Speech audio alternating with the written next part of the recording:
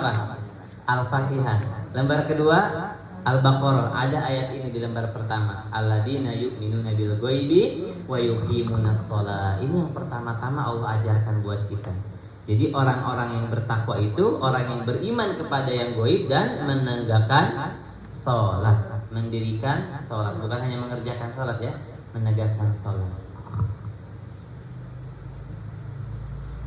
Nah ini, masya Allah ya, ini bu, kalau Allah turunkan perintah ibadah kepada Rasulullah lewat perantaraan siapa bu? Puasa lewat perantaraan malaikat Jibril. Haji, zakat lewat perantara malaikat Jibril. Kalau sholat, nah ini bu, masya Allah ya. Jadi Rasulullah SAW dipanggil dalam waktu peristiwa Isra dan Mi'raj, ketemu Allah, ya. Sampai Rasul dipanggil ketemu Allah untuk bertemu dengan Allah, diantaranya menerima perintah sholat. Jadi sholatnya istimewa luar biasa. Ya sehingga tugas kita apa bu? Meningkatkan kualitas sholat. Kita kan gak ada yang ninggalin, betul nggak? Nggak ada yang berani ninggalin kan? Tinggal ini bu, kualitasnya kita tingkatkan. Baik. Nah kedua, sering bertanya bagaimana kualitas sholat kita. Pernah nggak bu evaluasi sholat masing-masing? Pernah sih. Kenapa ada SIM-nya bu? Nah itu kita suka lihat ya. Ibu bercermin berapa kali sehari? Ya, itu kan ngaca tuh nyermin, mana yang salah nih, mana yang harus dibenerin nih gitu kan. Nah itu sholat harusnya sering-sering nyermin tuh bu. Kayak ibu-ibu di pasar aja masih pakai cermin kan. Kadang naik mobil, dulu naik angkot ada yang pakai cermin. Nggak ada cermin, handphone pakai cermin juga gitu ya. Kalau sekarang kan multifungsi ya bu ya. Baik, jadi kita harus sering-sering bertanya nih. Nah ini bu, kira-kira yang mana nih kita masuknya? Masih kita kira masuk ini nggak bu? Fawailul lil, ini surat apa? Surat apa bu? Fawailul lil musallin, Al-Maun. Ya, ada ayat fawailul lil musallin, celaka orang-orang yang sholat. Nah kita yang mana nih? Atau yang ini bu? Qad aflahal mu'minun. Ini surat apa? Al-Mu'min. Ayat berikutnya apa? Qad aflahal mu'minun alladzina hum, orang-orang yang khusyuk dalam sholatnya. Nah ini bu, kita harus bandingkan dua ini bu. Kira-kira kita masuk qad aflahal mu'minun, orang yang khusyuk dalam sholatnya, atau fawailul lil musallin? Kira-kira masuk yang mana kita bu? Yang mana? Nah tadi ya, khaufa wa tama ya, ragaba wa rahaba. Ada harap, ada cemas. Ini dua, nanti kita bahas harap cemas. Jadi kita harus tanamkan khawatir sholat kita fawailul lil musallin. Itu yang harus kita tanamkan. Itu berarti apa bu?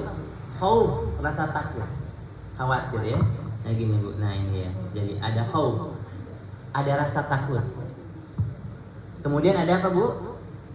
Yang kedua ada roja atau rogoba wa rohaba, tadi ya, takut, cemas. Nah ini khauf itu takut, roja itu berharap.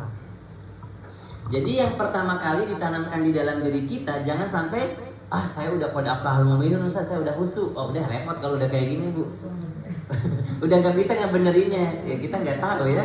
Nah jadi kita juga udah merasa benar, udah merasa khusyuk. Jadi ya udahlah gitu kan.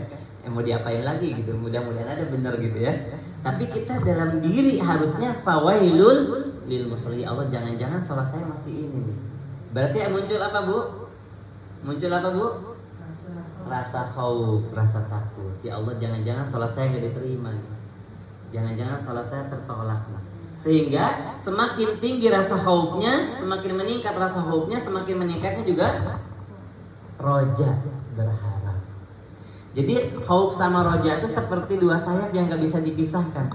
Semakin tinggi khaufnya, rojanya semakin tinggi, seimbang. Gitu ya.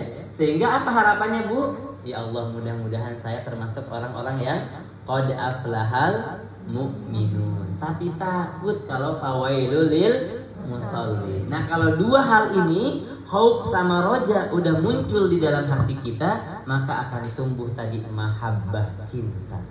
Kenapa sholat? Karena saya cinta kepada Allah. Kenapa tahajud? Karena saya cinta kepada Allah.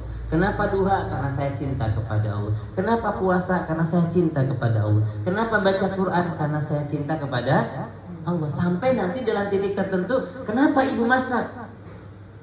Karena saya cinta kepada Allah, berbakti kepada suami. Kalau kenapa saya masak? Karena kewajiban sebagai seorang istri. Ternyata suaminya nggak senang masakan ibu. Udah gitu dihina sama suaminya. Sakit gak? Sakit. Udah dimasakin malah dihina lagi, gak dimakan lagi. Suaminya jajan makan di luar lagi. Makanan utuh sampai nggak kemakan. Itu rasanya sakit ya bu. Sakitnya di mana bu? Gitu ya. Nah, tapi kalau Allah dulu, kenapa masak? Karena Allah saya masak. Nanti berbakti ke orang tua kan, berbakti ke suami karena cintanya kepada Allah.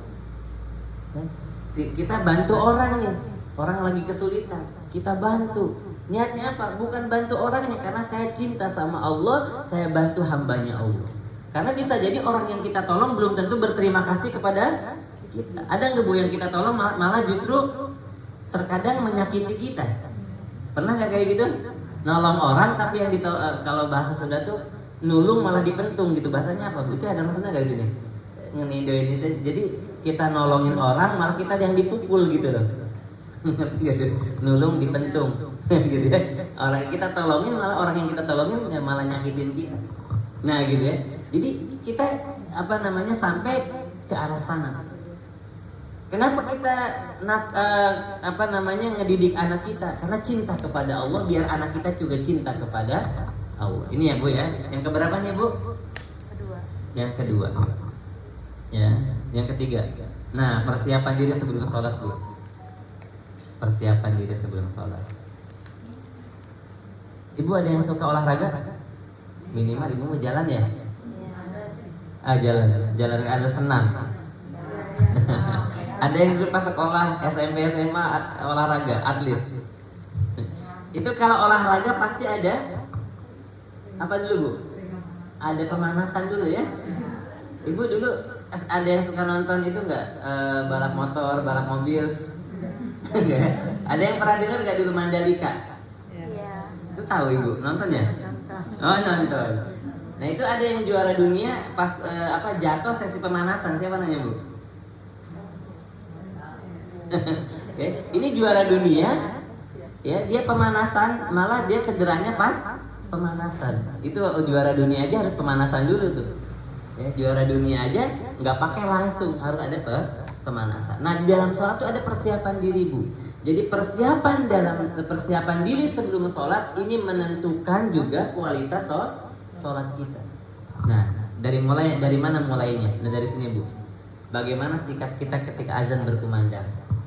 Bu, azan berkumandang, kita dengar nggak di sini?